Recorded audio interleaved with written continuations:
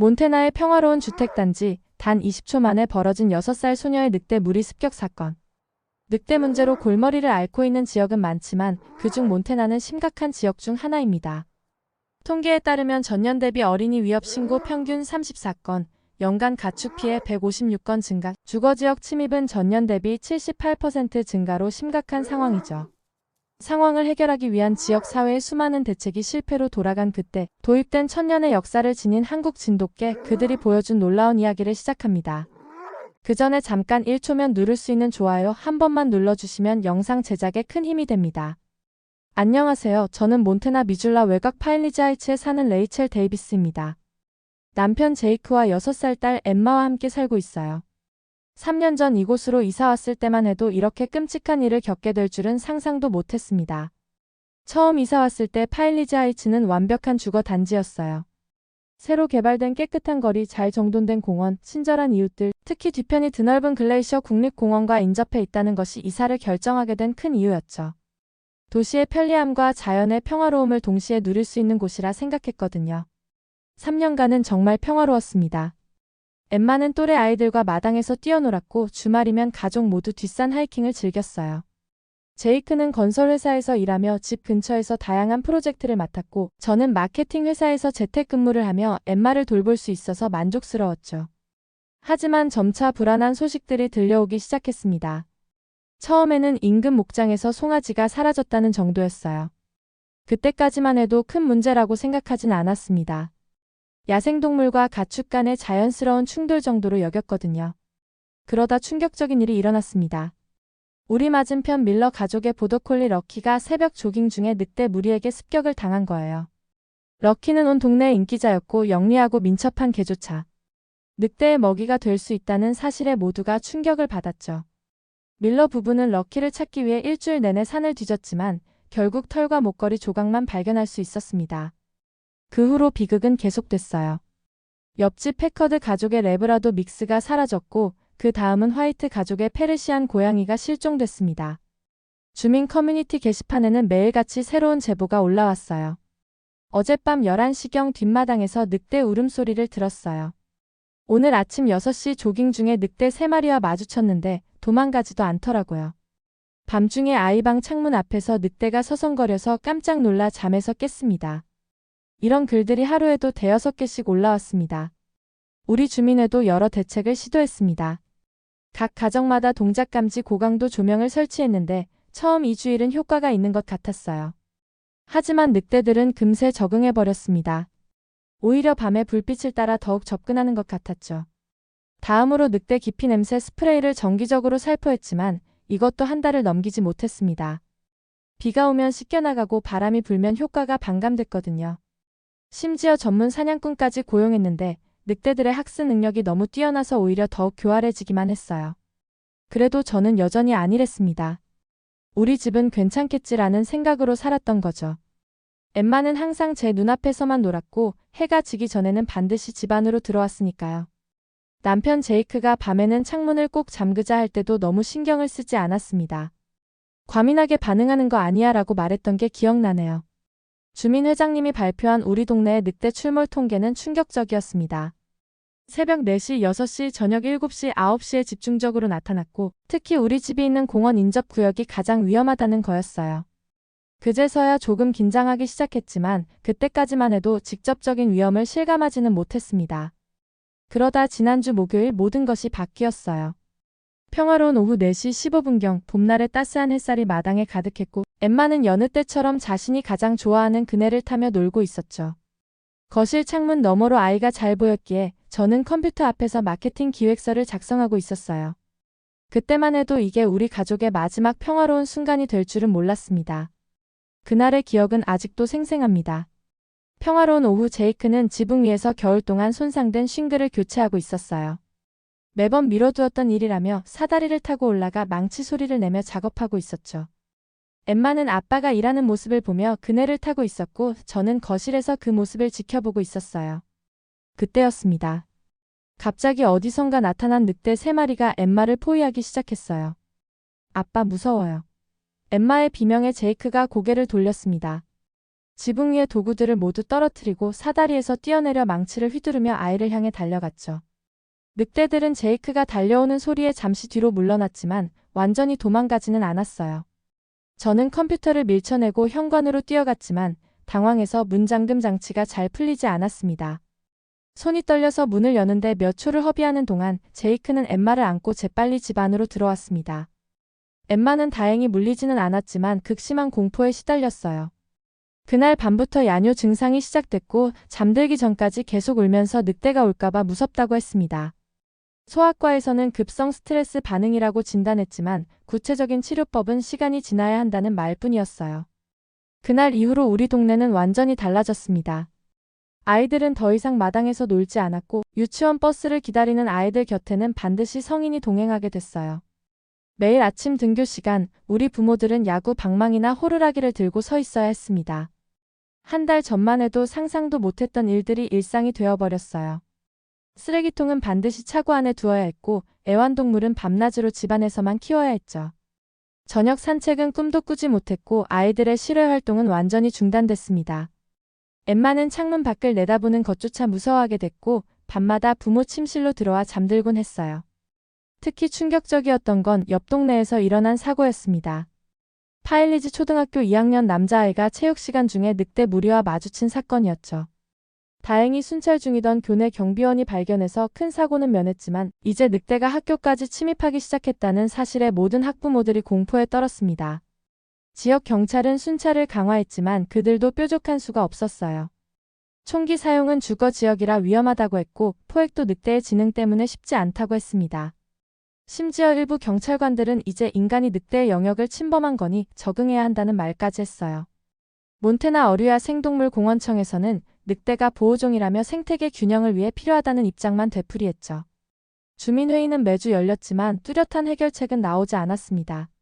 높은 전기 울타리를 설치하자는 의견도 있었지만 비용 문제와 아이들의 안전 때문에 무산됐고 전문 사냥꾼을 계속 고용하자는 제안도 있었지만 이미 효과가 없다는 게 증명됐거든요. 환경단체들의 압력도 만만치 않았어요. 결국 일부 주민들은 이사를 결정했습니다. 특히 어린 자녀가 있는 가정들이 하나둘 동네를 떠나기 시작했어요. 패커드 가족은 콜로라도로, 화이트 가족은 아이다호로 이사를 갔습니다. 하지만 우리에겐 그런 선택권이 없었어요. 3년 전에 집을 장만하면서 큰 대출을 받았거든요. 이사는커녕 집값이 30%나 떨어지는 것도 감당하기 힘든 상황이었죠. 그러던 어느 날 주민회의에서 한 제안이 나왔습니다. 전문 경비견을 도입하자는 거였어요. 로트와일러나 도베르만 같은 대형견을 풀어놓으면 늑대가 접근하지 못할 거라는 주장이었죠. 하지만 저는 반대했습니다. 아이들이 있는 동네에 공격적인 개들을 들이는 건 또 다른 위험이 될 수 있다고 생각했거든요. 그렇게 또 한 달이 지났습니다. 매일 아침 엠마를 유치원에 데려다 주면서 길가의 관목을 살피고 주변을 경계하는 게 일상이 되었어요. 제이크는 출퇴근 시간을 조정해서 항상 우리와 함께 다녔고 가족 산책은 모두 잊은 지 오래였습니다. 엠마는 점점 내성적이 되어갔고 친구들과 놀기보다는 집안에서만 시간을 보내려 했어요. 문제 해결을 위해 주민회의가 다시 소집됐습니다. 이번에는 시의회 관계자들도 참석했어요. 회의실은 예전과 달리 긴장감이 감돌았습니다. 더 이상 불편한 상황이 아닌 생명의 위협으로 문제의 성격이 바뀌었으니까요. 최근 3개월간 우리 지역의 늑대 출몰 빈도가 200% 증가했습니다. 브룩스 시의원의 발표에 회의실이 술렁였습니다. 심각한 것은 늑대의 행동 패턴입니다. 이제는 인간을 피하기는커녕 오히려 먹이감으로 여기는 상황까지 왔어요.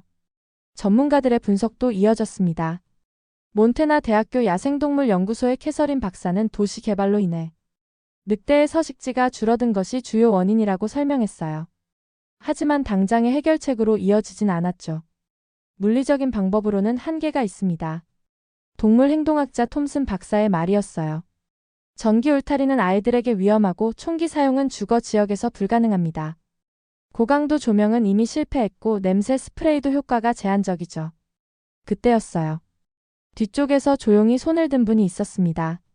스티븐 김, 우리 동네에서 3년째 살고 있는 한국계 미국인이었어요. 제가 최근 흥미로운 소식을 접했습니다. 한국에서 들은 이야기인데 비슷한 문제를 해결한 사례가 있다고 하더군요. 한국에서 도입한 특별한 견종으로 말이죠. 회의실의 모든 사람들이 관심을 보였어요.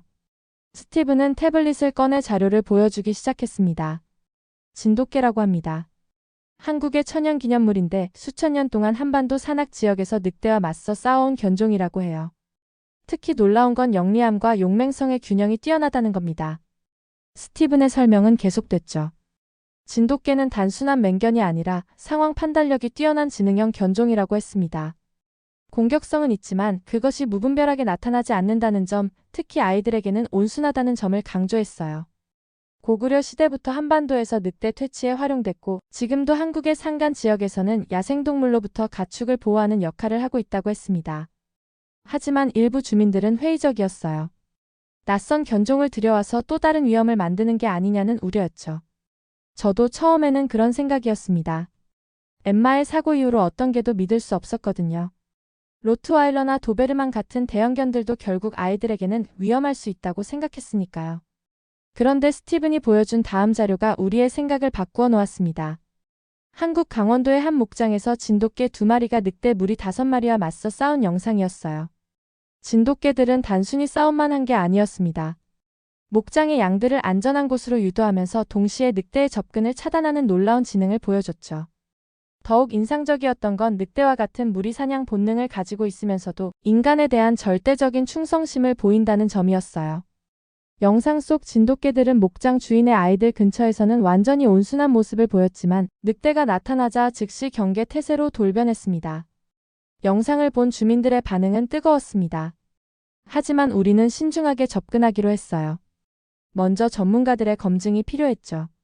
몬태나 카운티 동물관리국의 전문가들이 진돗개에 대한 철저한 조사에 들어갔고 한 달 뒤 결과가 나왔습니다. 진돗개는 공격적 견종으로 분류되지 않습니다. 동물행동 전문가 제니퍼 김의 발표였어요. 오히려 높은 지능과 판단력을 가진 견종으로 특히 영역 수호 능력이 뛰어납니다. 한국에서는 천연기념물로 지정되어 있을 만큼 우수한 혈통을 유지하고 있다고 하네요. 무엇보다 늑대와 같은 집단 사냥 본능을 가지면서도 인간에 대한 공격성은 전혀 없다는 점이 큰 장점이라고 했어요. 하지만 첫 시도는 실패였습니다. 한국에서 들여온 진돗개 2마리가 있었지만 너무 어린 나이였고 미국 환경에 적응하지 못했어요. 게다가 늑대 무리를 상대하기에는 경험이 부족했죠.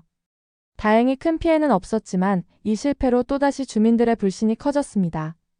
두 번째 시도에서는 전문 보안 업체의 도움을 받았어요. 그들이 추천한 건 로트와일러였습니다. 강력한 힘과 뛰어난 경비 능력을 가진 견종이죠. 하지만 이번에는 다른 문제가 발생했어요. 로트와일러가 오히려 아이들을 위협하는 상황이 벌어진 거예요. 이러다가 늑대보다 개가 더 큰 문제가 생길 수 있습니다. 학부모 대표였던 제시카의 항의에 모두가 공감했어요. 로트와일러는 늑대에게는 효과적이었지만 아이들을 구분하지 못하고 위협적으로 행동했거든요. 결국 일주일 만에 로트와일러 실험은 중단됐습니다. 세 번째로 시도한 건 저먼 셰퍼드였습니다. 경찰견으로 유명한 견종이죠. 훈련도 잘 받고 지능도 높아서 기대가 컸어요. 하지만 이들은 늑대 무리에 제대로 대응하지 못했습니다. 한 마리의 늑대는 상대할 수 있었지만 무리를 이루어 나타나는 늑대들은 감당하기 어려웠나 봅니다. 늑대들의 집단 전술 앞에서는 개별적인 능력만으로는 한계가 있었어요. 실패가 거듭될수록 주민들의 실망도 커져갔습니다. 또 다른 해결책을 찾아야 한다는 압박감이 컸죠. 집값은 계속 떨어지고 있었고 새로운 이주민은 전혀 오지 않았어요. 오히려 기존 주민들마저 하나둘씩 떠나고 있는 상황이었습니다. 그때 스티븐이 다시 한번 나섰어요. 우리가 놓친 게 있습니다. 진돗개는 단순히 힘이 센 개가 아니에요. 이 견종은 수천 년 동안 한국의 산악지대에서 늑대와 맞서 싸워왔어요. 게다가 가정견으로도 훌륭하다고 합니다. 다만 이번에는 성견을 데려와야 합니다. 스티븐은 한국의 진돗개 전문 브리더와 연락을 취했습니다. 한국농림축산식품부와 진돗개 보존회의 도움을 받아서 특별한 절차를 거쳤어요. 우리의 상황을 상세히 설명하고 늑대 대응 경험이 있는 성견들을 요청했죠. 그들은 우리의 상황을 듣고 특별히 3마리의 성견을 추천해 주었습니다.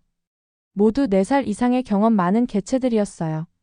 스톰은 리더십이 뛰어난 수컷이었고 미스트는 민첩성과 순발력이 탁월한 암컷, 썬더는 강력한 체력과 위협, 억제 능력을 가진 수컷이었습니다. 한국에서는 이들을 특별히 선별해서 보내준다고 했어요. 수출 절차만도 2달이 걸렸습니다. 진돗개는 한국의 천연기념물이라 까다로운 절차를 거쳐야 했거든요. 건강검진, 혈통 증명, 정부 승인까지 모든 과정이 복잡했어요. 하지만 한국 측에서도 우리의 상황을 이해하고 최대한 협조해 주었습니다. 드디어 진돗개들이 도착했을 때 우리의 기대는 하늘을 찔렀어요. 하지만 동시에 불안감도 컸죠. 지금까지의 실패들 때문에 또 다른 실망을 겪을까 봐 걱정이었거든요. 특히 엠마가 개들을 무서워할까 봐 걱정이 많았습니다. 이번에는 달랐습니다. 도착한 진돗개들은 우리의 기대 이상이었어요. 공항에서부터 그들의 자세가 남달랐습니다. 경계심은 있었지만 공격적이지 않았고 주변 상황을 파악하는 눈빛이 매우 영리해 보였어요. 처음부터 영역 표시를 하면서 지역을 체계적으로 파악하기 시작했고 특히 놀라웠던 건 아이들과의 관계였습니다. 경계는 했지만 절대 위협적인 모습은 보이지 않았죠. 엠마가 처음 진돗개들을 봤을 때 무서워했지만 미스트가 조용히 꼬리를 흔들며 다가오자 금세 마음을 열었어요. 진돗개들은 첫날부터 놀라운 적응력을 보였습니다. 3마리가 자연스럽게 역할을 분담하더군요. 스톰은 항상 앞장서서 상황을 살폈고 미스트는 영리하게 주변을 탐색했습니다. 썬더는 항상 우리 뒤에서 경계를 맡았죠. 마치 오랫동안 함께 훈련받은 팀 같았어요. 진돗개의 활약은 처음부터 놀라웠습니다. 도착한 첫날부터 그들은 동네를 체계적으로 살피기 시작했어요. 특히 인상적이었던 건 3마리가 자연스럽게 역할을 분담했다는 거예요. 누가 가르쳐준 것도 아닌데 말이죠. 가장 큰 녀석인 스톰은 항상 앞장서서 상황을 살폈고 미스트는 영리하게 주변을 탐색했습니다. 썬더는 항상 우리 뒤에서 경계를 맡았어요. 마치 군사 작전을 수행하는 것 같았죠. 첫 주부터 변화가 시작됐어요. 늑대 출몰이 눈에 띄게 줄어들었고 특히 주거 지역 근처에서는 거의 보이지 않게 됐습니다. 진돗개들은 자신들만의 방식으로 영역을 나누어 순찰했어요. 새벽에는 스톰이, 낮에는 미스트가, 해질녘에는 썬더가 주로 활동했죠. 우리 동네 보안 담당자인 톰 씨는 CCTV를 통해 진돗개의 활동을 지켜봤다고 해요. 마치 군사 작전 같았어요. 한 마리가 정찰을 나가면 다른 한 마리는 높은 곳에서 감시를 하고 나머지 한 마리는 주택을 순찰하더군요. 정말 신기했습니다. 엠마도 점점 진돗개들에게 마음을 열기 시작했어요. 처음에는 무서워했지만 미스트가 매일 아침 창가에서 조용히 꼬리를 흔들어 주자 금세 친해졌습니다. 이제는 미스트를 자신의 친구라고 부르며 창문 너머로 대화를 나누곤 해요. 가장 인상적이었던 건 3달째 되던 날이었습니다. 새벽 3시 30분에 평소보다 큰 늑대 무리가 나타났어요. 7마리나 되는 규모였고 CCTV에 찍힌 영상을 보면서 우리는 모두 긴장했습니다. 그동안 마주친 건 2~3마리가 고작이었거든요. 하지만 진돗개의 대응은 완전히 달랐습니다. 스톰이 먼저 나서서 늑대 무리의 리더를 직접 도전했어요. 마치 리더십 대결을 하는 것처럼 당당하게 맞섰죠. 그 사이 미스트는 빠른 움직임으로 측면에서 늑대들의 대형을 붕괴시켰습니다. 썬더는 후방에서 늑대들이 도시 중심가로 진입하지 못하도록 차단했어요. 마치 오랫동안 함께 훈련한 특수부대 같았습니다. 늑대들은 완전히 혼란에 빠진 것 같았어요. 정말 놀라운 광경이었습니다. 그날 밤 당직이었던 마이크의 증언입니다. 늑대들은 처음에는 자신들의 수적 우세를 믿고 있는 것 같았어요. 하지만 진돗개들의 전략적 대응에 완전히 당황하더군요. 앞에선 스톰이 위협하고 옆에선 미스트가 압박하고 뒤에선 썬더가 퇴로를 차단하니까요. 더 놀라운 건 그 이후였어요. 진돗개들은 도망간 늑대의 이동 경로를 따라갔습니다. 마치 추적 작전을 하는 것처럼 스톰이 앞에서 냄새를 맡으며 추적하고 미스트와 썬더는 양쪽에서 늑대들의 은신처를 찾아냈죠. 덕분에 몬태나 야생동물관리청에서 안전하게 늑대들을 포획해 30km 떨어진 깊은 산악지대로 재배치할 수 있었습니다. 관리청 담당자도 진돗개들의 추적 능력에 놀라워했어요. 이런 체계적인 협동은 처음 본다고 하더군요. 주민들의 생활도 달라졌어요. 처음에는 진돗개를 경계하던 사람들도 이제는 완전히 마음을 열었습니다. 아이들이 다시 마당에서 놀기 시작했고 저녁 산책도 가능해졌어요. 진돗개들은 항상 적당한 거리를 유지하며 우리를 지켜봐 주었죠. 특히 아이들이 있는 곳은 더욱 신경 써서 순찰했어요. 등하교 시간에는 3마리가 모두 나와서 아이들의 안전을 책임졌고 한 번은 유치원 버스가 고장나서 아이들이 걸어와야 했는데 어디선가 진돗개들이 나타나 호위하기 시작했다고 해요. 엠마도 많이 달라졌습니다. 처음에는 진돗개를 무서워했지만 이제는 오히려 그들을 보면 안심이 된다고 해요. 특히 미스트와 특별한 친밀감이 생겼더군요. 미스트는 엠마가 마당에서 놀 때면 항상 근처에서 지켜보았고 엠마도 이제는 미스트를 자신의 가장 친한 친구라고 부릅니다. 야뇨 증상도 완전히 사라졌고 밤에 혼자 잠들 수 있게 됐어요. 무엇보다 창문 밖을 보는 것을 무서워하지 않게 됐습니다. 오히려 진돗개들이 순찰하는 모습을 보며 안전하다고 느끼더군요. 이제는 다른 지역에서도 우리 동네의 사례를 참고하려 옵니다. 몬태나 카운티의 여러 지역에서 진돗개 도입을 검토하고 있다고 해요. 얼마 전에는 아이다호 보이시 지역에서도 문의가 왔다고 합니다. 보안 전문가들도 진돗개의 활동을 연구하기 시작했어요.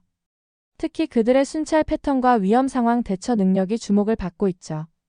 단순한 힘이나 공격성이 아닌 상황 판단력과 전략적 대응이 높은 평가를 받고 있습니다. 몬태나 대학교에서는 진돗개의 행동 패턴을 연구하는 프로젝트까지 시작했어요. 하지만 가장 결정적인 순간은 따로 있었습니다. 지난주 화요일 새벽 파인리지 초등학교에 사상 최대 규모의 늑대 무리가 나타났어요. 무려 7마리였고 학교 급식실 쪽으로 향하고 있었습니다. CCTV에 포착된 모습을 보니 정말 위험한 상황이었어요. 경찰이 출동하기 전에 진돗개들이 먼저 현장에 도착했습니다. 스톰은 늑대 무리의 리더와 정면 승부를 벌였어요. 단순한 싸움이 아니라 리더십을 겨루는 대결이었죠. 늑대의 알파와 진돗개의 리더가 서로를 노려보며 긴장감이 극에 달했습니다. 그 순간 미스트가 측면에서 기습적으로 움직였어요. 늑대들의 대형을 완전히 붕괴시켰죠. 늑대들이 당황하는 사이 썬더는 후방에서 학교 건물 쪽으로의 접근을 완전히 차단했습니다. 3마리의 완벽한 협동 작전이었어요. 늑대들은 예상치 못한 전략적 공격에 완전히 혼란에 빠졌습니다. 수적으로는 우세했지만 진돗개들의 체계적인 대응에 속수무책이었어요. 결국 늑대 무리는 도시 중심가에서 완전히 후퇴할 수밖에 없었습니다. 더욱 놀라운 건 그 다음이었어요. 진돗개들은 늑대들을 단순히 쫓아내는 것에 만족하지 않았습니다. 체계적으로 추적해서 그들의 새로운 서식지까지 유도했어요. 마치 영역을 완전히 재편하는 것 같았죠. 몬태나 야생동물관리청의 추적 결과 늑대 무리는 30km 떨어진 글레이셔 국립공원 깊숙한 곳으로 이동했습니다. 관리청에서는 이를 공식적인 성공 사례로 인정했어요. 인간과 야생동물의 조화로운 공존을 이룬 모범 사례라고 평가했습니다. 그날 이후로 우리 지역에서는 늑대 출몰이 완전히 중단됐어요. 진돗개들이 확실하게 영역을 구분해 놓았거든요. 늑대들도 더 이상 이곳을 자신들의 영역으로 여기지 않게 된 것 같습니다. 지역 경찰서장도 공식적으로 감사 인사를 전했어요. 이렇게 평화적이면서도 효과적인 해결책은 처음이라고 하더군요. 총기나 포획 같은 강제적 방법 없이도 문제를 해결할 수 있다는 걸 보여준 케이스라고 했습니다. 해시태그 8장. 이제 우리 동네의 풍경은 완전히 달라졌습니다. 아침이면 조깅하는 사람들로 거리가 붐비고 저녁에는 산책하는 가족들의 웃음소리가 들려요.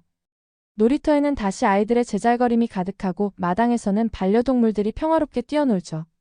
늑대 출몰은 이제 먼 옛날 이야기가 되었습니다. 주택가의 분위기도 많이 바뀌었어요. 설치했던 고강도 조명들이 철거되었고 대신 아름다운 정원들이 생겨났습니다. 이사갔던 패커드 가족과 화이트 가족이 돌아왔고 새로운 이웃들도 늘어났어요. 부동산 중개인 말로는 이제 우리 동네가 몬태나에서 가장 안전한 주거 지역 중 하나로 꼽힌다고 합니다. 집값도 이전 수준을 회복했을 뿐만 아니라 오히려 더 올랐다고 해요. 진돗개가 있는 동네라는 특별함 때문에 더욱 인기가 높아졌거든요. 진돗개들은 이제 완벽하게 이 지역의 일부가 되었습니다. 그들은 여전히 24시간 교대로 동네를 순찰하지만 이제는 더 편안한 모습이에요. 아침이면 스톰이 등교하는 아이들과 함께 걸어가고 낮에는 미스트가 놀이터 주변을 지키며 저녁에는 썬더가 조용히 동네를 살핍니다. 주민들은 각자의 방식으로 진돗개에게 고마움을 표현해요. 정육점 아저씨는 일주일에 한 번씩 좋은 뼈를 준비해두고 제과점 주인은 특별히 만든 게 간식을 나눠줍니다. 퇴직한 군인 출신 잭 할아버지는 직접 만든 따뜻한 계집을 선물했고 목수인 톰 아저씨는 비가 올 때 쉴 수 있는 지붕 있는 쉼터를 만들어 주었어요. 진돗개들도 각자의 방식으로 화답합니다. 스톰은 매일 아침 우유 배달부와 신문 배달부를 에스코트하고 미스트는 아이들이 놀 때 가까이서 지켜봐 줍니다. 썬더는 밤늦게 퇴근하는 간호사들을 집까지 배웅해주죠. 정말 가족 같은 존재가 되었어요. 얼마 전에는 뜻밖의 손님이 찾아왔어요. 한국의 진돗개 보존협회에서 오신 분들이었습니다. 우리 지역의 성공 사례가 한국까지 알려지면서 진돗개의 능력을 연구하러 오셨다고 해요. 그분들은 일주일 동안 진돗개의 행동을 관찰하고 기록했습니다. 이곳의 진돗개들은 자신들의 본능과 지능을 완벽하게 조화시켰습니다. 매우 뛰어난 사례예요. 이런 케이스는 한국에서도 귀중한 연구 자료가 될 거라고 하더군요. 보존협회 연구원들은 특히 진돗개의 협동 방식에 큰 관심을 보였어요. 세 마리가 각자의 역할을 완벽하게 수행하면서도 필요할 때면 즉시 하나의 팀으로 뭉치는 모습이 인상적이었다고 해요. 그들은 이런 행동이 진돗개의 타고난 지능과 적응력을 보여준다고 설명했습니다. 파일리지 하이츠 커뮤니티 센터에는 작은 기념비가 세워졌어요. 기념비에는 세 마리 진돗개의 발자국과 함께 간단한 문구가 새겨져 있습니다. 믿음직한 우리의 이웃 진돗개, 함께 만들어가는 안전한 파일리지 하이츠 주민일동. 매주 토요일 아침이면 주민들이 자발적으로 모여 진돗개의 건강을 체크해요. 수의사인 캐롤 씨가 정기적으로 검진을 해주고 미용사 제니퍼는 그들의 털을 관리해줍니다. 퇴직한 군인 출신 잭은 간단한 훈련을 도와주죠. 모두가 자신의 방식대로 진돗개를 돕고 있어요. 특히 아이들과 진돗개의 관계는 더욱 특별해졌습니다. 처음에는 두려워하던 아이들이 이제는 진돗개를 완전히 신뢰해요. 엠마를 비롯한 아이들은 매일 아침 등교할 때 진돗개에게 인사를 하고 하교할 때는 잠시 함께 놀기도 합니다. 우리 가족의 일상도 완전히 달라졌어요. 엠마는 트라우마를 완전히 극복했고 이제는 오히려 다른 무서워하는 친구들을 안심시켜주곤 해요. 제이크와 저는 다시 편안한 마음으로 아이를 키울 수 있게 되었고 이웃들과의 교류도 더욱 활발해졌습니다. 이제 우리는 매년 파일리지 코리안 헤리티지 페스티벌을 엽니다. 지역 주민들이 모두 모여 음식을 나누고 이야기를 나누는 축제죠. 물론 이 축제의 주인공은 우리의 진돗개들입니다. 그들을 위한 특별한 음식과 선물이 준비되고 아이들은 진돗개와 함께 찍은 사진을 자랑스럽게 전시해요. 한국 문화에 대한 관심도 높아졌습니다. 지역 도서관에는 한국 문화 코너가 신설됐고 태권도 도장도 문을 열었어요. 아이들은 한국어 학습반에 참여하며 진돗개의 고향에 대해 배우고 있습니다. 이것으로 파일리지 하이츠의 진돗개 이야기를 마칩니다. 하지만 우리의 새로운 삶은 계속될 거예요. 매일 아침 울리는 경쾌한 발걸음 소리, 밤마다 들리는 조용한 순찰 소리, 그리고 우리 모두의 마음속에 자리 잡은 안도감과 함께 진돗개와 함께 만들어가는 우리의 이야기는 계속됩니다. 오늘 사연 어떠셨나요? 오늘 사연이 마음에 드셨다면 좋아요와 구독, 알림 설정도 꼭 부탁드려요. 저는 다음에 더 좋은 사연으로 찾아오겠습니다. 감사합니다. 여러분 항상 행복하세요.